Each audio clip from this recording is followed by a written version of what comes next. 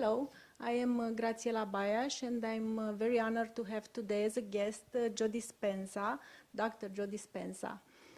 He's just came to Romania for a conference that he will have this evening, and this is an introduction to the progressive workshop that will take place next year in March.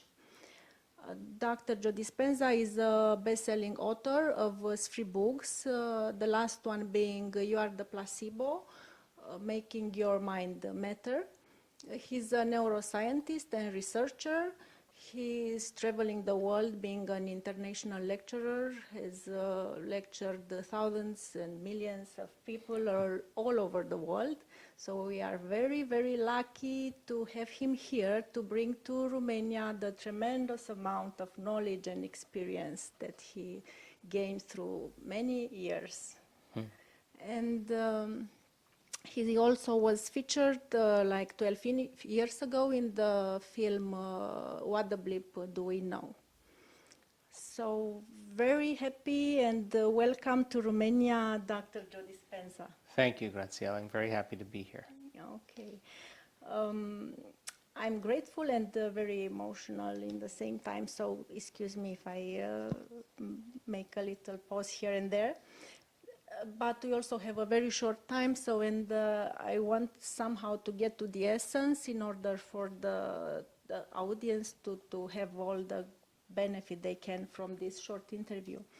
So my first question is, how can we create our life? How can we become creators and getting out of the social hypnosis that we are in, getting out of the matrix? Well, I think that if you look at just the scientific model of how we are structured, that by the time we're 35 years old, we've done so many things, so many times, that it becomes an unconscious habit. And 95% of who we are is really unconscious thoughts, automatic habits, emotional reactions, beliefs, perceptions, attitudes that function pretty much behind the scenes of our awareness.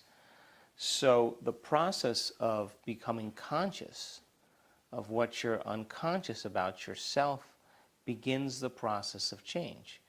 So how you think, how you act, and how you feel is called your personality. And your personality creates your personal reality. That's it. So if you wanted to create a new personal reality, you'd have to change your personality, which means you'd have to start thinking about what you've been thinking about and change it. Become aware of your automatic habits and behaviors and modify them. And then look at the emotions that you've experienced that keep you anchored to the past. And really look at them and decide, do these emotions really belong in my future? So when you begin to think differently, when you begin to act differently, you begin to feel differently, your life is going to change. So most people like to wait for a reason to change, like a crisis or a trauma or a diagnosis from some disease. And now all of a sudden, they realize that they can't go on living the same life any longer. They have to change something about themselves. So I think that my message is, why wait for that trauma? That when you teach people that they can begin to create a better life for themselves and even improve their health and give them the tools on how to do it, it becomes more effective for everybody. You know, here's the key, is that we are already wired to do this. We're always, always in the process of creation if we're truly relaxed and beginning to think about what we want for ourselves in our lives. When we're living in stress and we're living in survival, then it's not a time to create. So getting people out of those survival states and into more creative states allows them to do what we're innately wired to do. Okay, and how to do this in our day-to-day life, because it's pretty hard you have to survive first in order to thrive after, no? So this is, as I heard in one of your videos, is like the greatest challenge, the biggest challenge of biggest test of our society these days, to do this shift of state of mind in order to be able to do this. Yeah, well, I can tell you from traveling around the world now and doing this for many, many years, that many, many people are actually doing it very well. And it's a skill. Just like anything you do over and over again, you get better at it.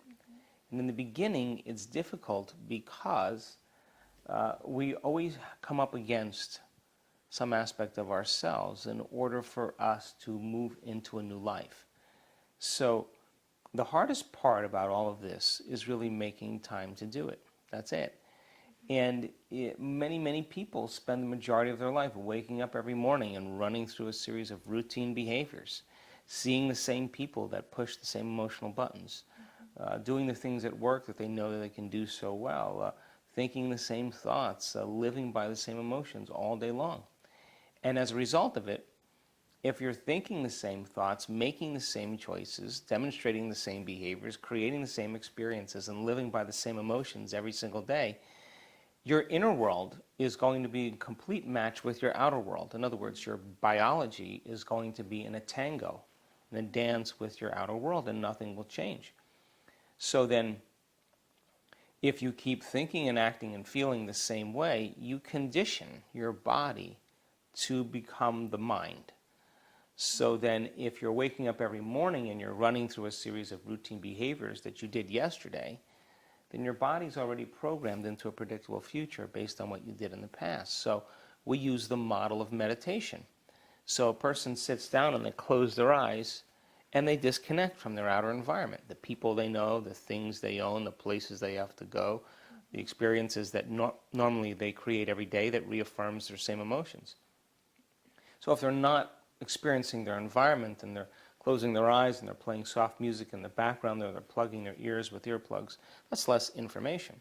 If they're sitting their body down and not getting it up and doing something and not eating or smelling or tasting or feeling with their body, that's even less sensory information coming into their body. And if they're sitting down and they're not thinking about all the schedules they have to keep or all the past things that happened yesterday, they're truly in the present moment. It's when we get beyond our bodies, get beyond our environment, and we get beyond time, that we really fall into the sweet spot of the generous present moment. And that's really when we connect to the quantum field where all those potentials exist.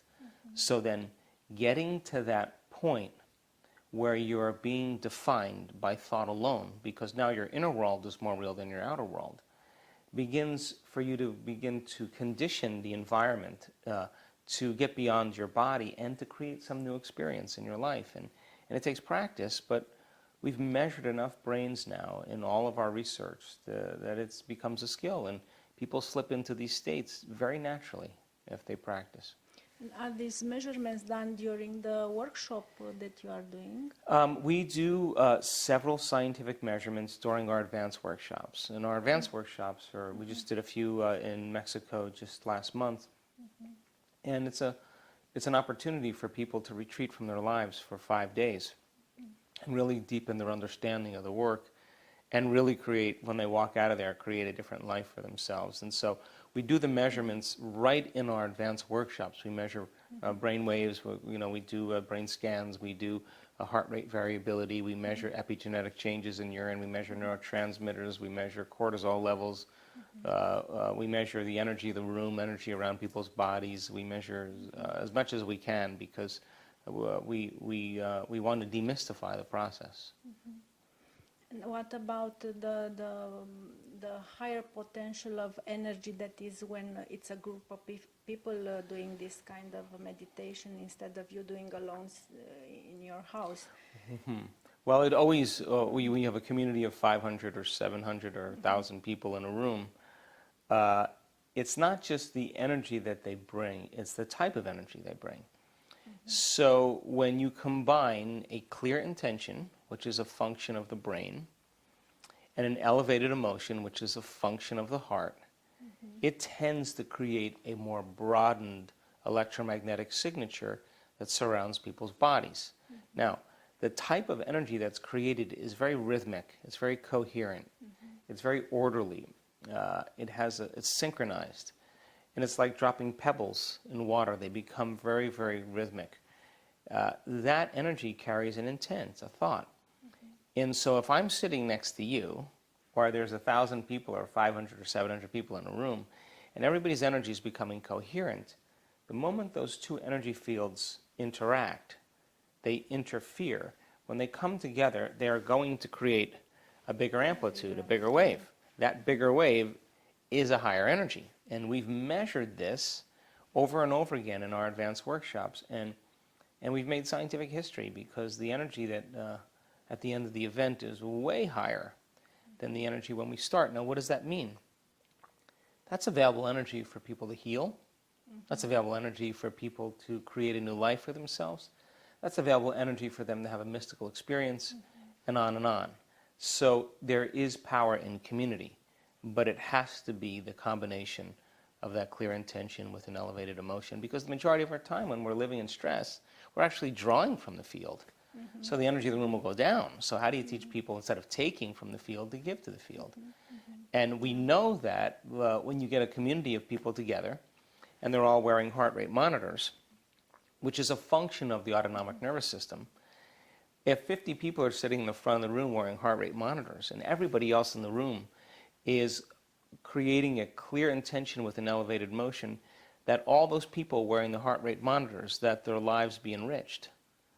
That 90% of them, all their hearts go into coherence at the exact same time. In other words, they're being influenced by that energetic field, and we are bound by that field. And the emotion that binds us is love. It's the glue that keeps us forming community.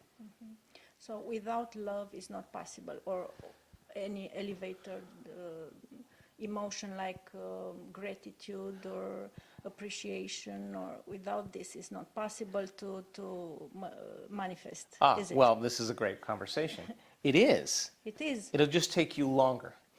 This is not good news. It'll take you longer. So the more elevated the motion, the higher the frequency. The higher the frequency, the shorter amount of time it takes to manifest in a person's life. The more they're living in competition and struggle and suffering and guilt, it's a slower vibration of energy. So it's still producing a field, but the energetic field is slower, which means they're going to take more time in their life to create it. It may take 20 years, it may take 50 years. But an elevated emotion tends to collapse time. And space. Yeah. Okay. And how about to surrender to this? If you get to that point where magic can happen, and then you have resistance, and you move out, you get out, you don't let yourself in. So then what? Well, we know that from looking at enough scientific research in studying people in the process, that I can tell you that you are at your absolute best when you get beyond yourself. And there is a moment where we can predict when that's going to happen to a person. So the resistance that typically takes place with a person is that they're afraid of the unknown. They'd rather hold on to their suffering. They'd rather hold on to their insecurity. They'd rather hold on to their bad habits than take a chance and possibility, because the body is not comfortable in the unknown. That's why we feel uncomfortable when we change. But that place where you feel uncomfortable, that unknown, that void, that is the perfect place. In the last month, people do supernatural things. Like? Well, heal themselves from very serious neurodegenerative diseases, create objects out of nothing. Just like, for instance, like this, you can create like this objects. Healing, I heard, I read a lot about it, but about just creating like this material, it is possible? I wouldn't be saying it if it wasn't. Yeah. So our advanced students are working diligently in understanding the science behind how that's possible, and then at the same time, giving them the opportunity to do it. And we've had many people actually dimensionalize an object. Now, it doesn't appear right in front of them when they finish, but it appears in a very short amount of time by the time the event is over. And the objects that they choose are not objects that are common. They're somewhat uncommon. So, yeah, and much, much more. So this is very nice. So we can do this. I've witnessed it many, many times and experienced it myself also. And what about healing at the distance? It is possible. Can we all do this if we train our mind to do it? Well, let me just answer that in two ways, okay? And the first way I want to answer it is that we've made scientific history in the last 4 years, over and over again. And the cool thing about it is that the people were just common people like you and I. That's point number one. Point number two is that we use science as the model, the language, to demystify the mystical. And that when you start talking about religion or culture or tradition, you divide an audience. So we use the scientific model to help people understand by combining quantum physics with neuroscience and epigenetics and everything else, but in an easy way, a really simple way. So then once they understand it, we put them into the experience. And once they see Gratiela stand up and say, I just had this amazing experience, the next person sitting next to you is going to say, well, she looks a lot like me. She's not a monk or a nun or a minister or an academic or a scholar or a famous person. She just looks just like me. And so we're breaking through that barrier now. And the beauty behind it is that anybody can do it. So anybody can do it. We can heal ourselves, and we also can heal through intention the other. I just witnessed it in Seattle this past weekend. Our advanced students were working on healing others, and a woman with a very serious neurodegenerative disease who had difficulty walking, who had difficulty speaking, who had difficulty thinking, had a very, very significant change in her health. She was never touched during the process. And she was in front of an audience of just about 500 people. And on the stage, I walked on the stage and she was standing up and sitting down, standing up and sitting down, standing up and sitting. I had no idea what was going on. She was so happy because she hadn't been able to stand up on her own for the last 4 years. Amazing. Yeah. And so I'm personally mystified when I witnessed this. And so when we asked the person who did the healing on her to stand up, it would never fit into your definition of what a spiritual person should look like. She's a woman in her 60s, just, average person, but she connected. And when you connect and it moves through you, the beauty behind it is that we break down our beliefs and our conditioned states that have us think that spirituality should be a certain way. Once we start breaking those down, then we're free. Okay. So in this context, what do you think will be the future of medicine? Oh, I think medicine is really amazing for acute care. I think when you break your arm or you have appendicitis or something goes wrong in an acute way, I think medicine is a great thing for acute care. When you start moving further and further into chronic care requires a lifestyle change, which means you got to start making different choices. You got to start paying attention to your emotional states. You got to start taking care of your physical body. You got to start looking at your chemical states. And the beauty behind that is that people are beginning to wake up with the understanding that they can be a participant in their own health. And we tell people, look, if you're treating for cancer or you're treating for diabetes or you're treating for MS, continue your treatment. But let's add this element to see if we can quicken the process. And let's take measurements. Every 3 months, let's take a measurement. Let's see what your body looks like. Let's measure your blood. We'll do a radiographic study. Let's measure something. And let's see if you're in fact improving. And if you're not, let's add something or change something so that you continue to move in the right direction. So I think medicine has its place. And I think there's a great thing happening in the world right now. Information is so available. You went to your doctor 30 years ago and she told you had this condition. You'd say, okay, what do I do? And she'd say, well, you need to do this surgery or this treatment. And of course, you'd sign on the dotted line and you'd get the surgery. Fast forward to today, you get a diagnosis. Everybody goes home and gets on the internet because of technology and they research their condition.